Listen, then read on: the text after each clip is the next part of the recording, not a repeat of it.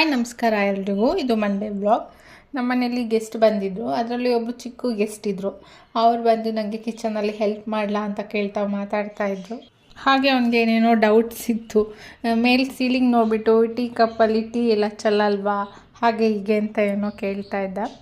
ಹಾಗೆ ರಾತ್ರಿ non veg ಮಾಡಿದ್ರಿಂದ ಬೆಳಗ್ಗೆ ಲೆಮನ್ ರೈಸ್ ಮಾಡ್ತಾಯಿದ್ದೆ. ತಿಂಡಿ ಊಟ ಎಲ್ಲ ಆಯಿತು. ಮಿಲಿ ರಿಲೇಟಿವ್ ಮನೆಗೆ ಹೋಗಿದ್ಲು. ಅವಳನ್ನ ನೋಡೋಕ್ಕೆ ಅಂತ ವೆಯ್ಟ್ ಮಾಡ್ತಾಯಿದ್ರು. ಅವಳು ಬಂದಮೇಲೆ ಅವರು ಕೂಡ ಹೊರಡಬೇಕಂತ ಹೊರಟರು.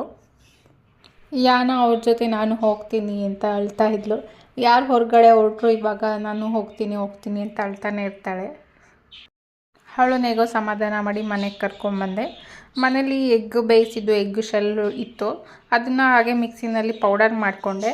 ಗಿಡಗಳಿಗೆ ಹಾಕಿದರೆ ಕ್ಯಾಲ್ಶಿಯಂ ಸಪ್ಲಿಮೆಂಟ್ ಆದರೂ ಆಗುತ್ತೆ ಅಂದ್ಬಿಟ್ಟು ಎಲ್ಲ ಗಿಡಗಳಿಗೆ ಹಾಕಿದೆ. ಸುಮ್ಮನೆ ಬಿಸಾಗೋಕ್ಕಿಂತ ಈ ಥರ ಯೂಸ್ ಮಾಡಿಕೊಂಡ್ರೆ ಒಳ್ಳೆಯದು.